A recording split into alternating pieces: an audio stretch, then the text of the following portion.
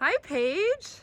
I'm so glad you could make it. Thank you. I am so glad to be here. Come on in. Okay, so where are we? We're at our little farm in Talent, Oregon, just outside of town.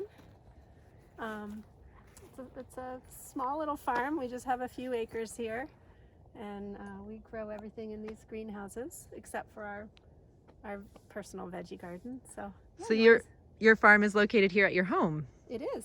That's a great way to have your job be close by. It's nice. Yeah.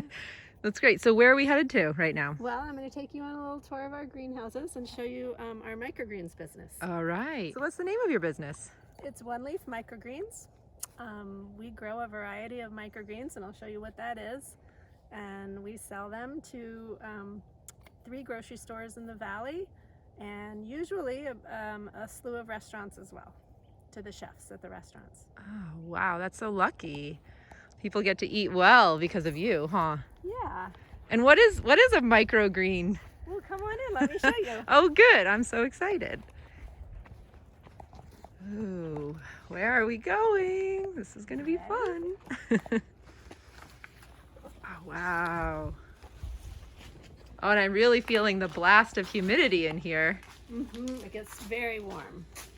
Yeah, so show us around. Tell us about this. Okay, well, these are microgreens, and what that is mostly brassicas, which are cabbages and broccoli and mustards and some herbs, and we grow them in these trays here just until they start to become they're just out of their baby stage. They sprout. We sprout the seeds, and then they grow their cotyledons, which are these little heart-shaped leaves, the little ones right there. And then you'll notice just starts this first leaf, the very first leaf starts to grow, and we cut it right after that happens. Great, and we'll get to see that process in a little bit of you harvesting. In traditional farming, things aren't grown in the ground. But they are grown in soil. But they are grown in soil, right? So that brings me to, a lot of people call microgreens sprouts.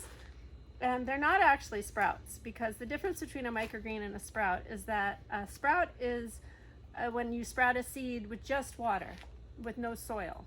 So these are actually grown in soil, and that's what makes them a microgreen instead of a sprout. Because they grow in soil. Right. And does that have anything to do with does that affect the nutrition of a microgreen versus a sprout? It does, because a sprout has the amount of nutrition that comes in the seed, and water wakes up the seed, and in that seed is enough nutrition for that little plant to start growing through its very, very first phase of life. But once the nutrition in the seed is depleted, then the plant starts to take nutrition from the soil and the sun. So the microgreens, since they're grown in soil, they get minerals and vitamins from the soil as well as what comes from just the seed. Right, and our plants can only be as nutritious as the soil is too, right? It's true. We use a special greenhouse mix of soil in here. It is it's highly amended and full of lots of really good organic stuff. Girls, will you introduce yourselves, please? I'm Acacia. I'm Lily. Thanks for joining us for a little bit. So what are your favorite microgreens here? I like basil. That's mine. And mine is cilantro. Yours is cilantro? So we'll have to go find those. Are we going to find basil today, though? No, because we only grow basil in the summer and spring because it's too cold in the winter to grow basil. Yeah, basil's really sensitive to the cold, isn't it? Girls, will you introduce yourselves, please? I'm Acacia. I'm Lily.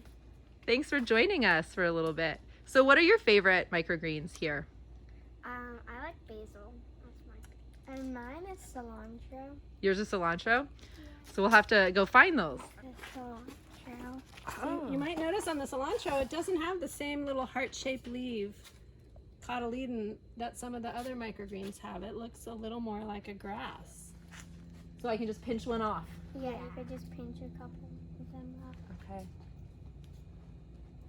Yeah, tastes just like cilantro. Oh, they're really good. I can see why. I know. How do you think that does it taste mild? Or? Yeah, I think that's mild. Yeah. Yeah, this is like my second favorite. I really like these How come? because they're like, I don't know, they're just super good. Just like eating yeah. a snap pea. I know. Oh, I get it. Yeah, these are great. Do you just eat these as snacks? Yeah, I like eating them just on dinner. Sometimes I just like just eating those plain instead of with a salad because they're really good. Yeah, I can see why.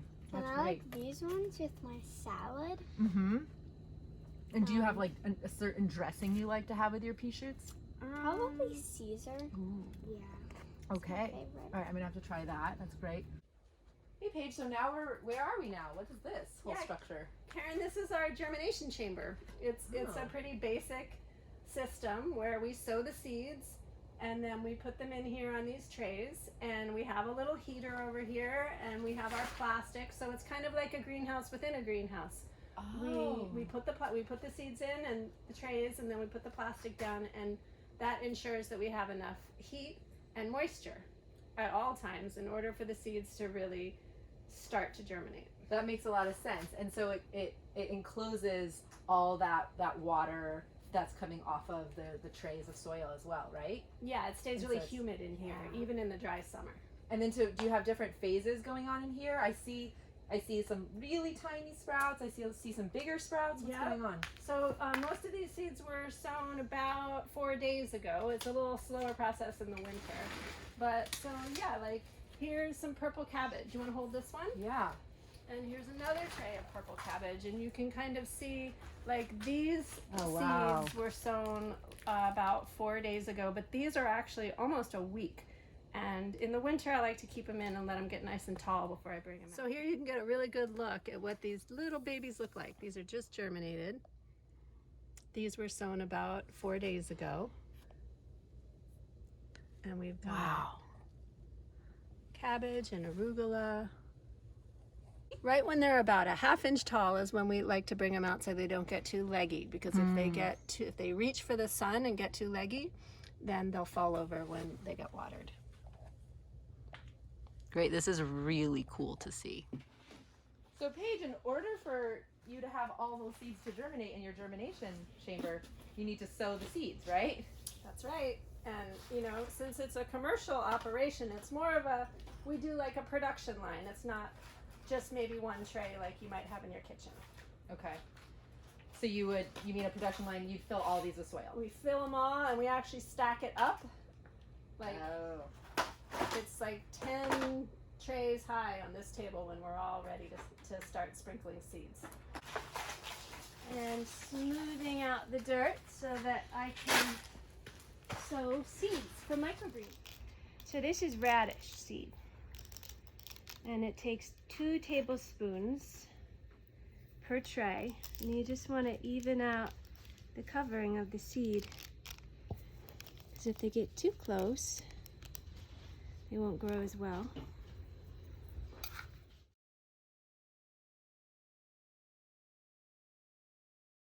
So here you are harvesting, Paige. Yep. So as soon as the greens are large enough, we cut them. I do it by hand with scissors. I cut everything like this. You can use electric trimmers, but this is what works best for us. So I harvest them, and then we take them to the processing room to wash them and bag them. Oh, great. So on a typical day, how many trays are you harvesting? Well, gosh, it's more in the winter because we have to grow more to get the same amount in the winter as we do in the summer, because everything just grows so crazy in the summer. Because there's more sunlight mostly. But I will cut almost 100 trays today. Okay, Karen, now I'll take you to our washroom so you can see what happens after we harvest the greens. Perfect. So this is our washroom where we process the greens after we harvest them. And it's not happening right now, but if you come back later, you'll get to see Summer washing and drying and bagging up the greens. But I'll show you the room anyway. Okay, great. So what happens after we cut, we put our big bags of greens into this down here, and then Summer, after Summer sows, she comes here and she washes all the greens in the sink, and then she puts them on tables and turns these fans on and dries them, and then over here they get bagged and labeled and ready to go. And then they go back in the fridge for the night. And the next day, I pack them up in coolers and take them out to the grocery stores and the restaurants. And that's the whole process. Thank you so much. Okay, everyone, thanks for coming. It was great to have you at the farm. I hope you learned something about microgreens. We definitely learned a lot. Thank you so much, Paige. Yeah. Have fun growing your kits, too.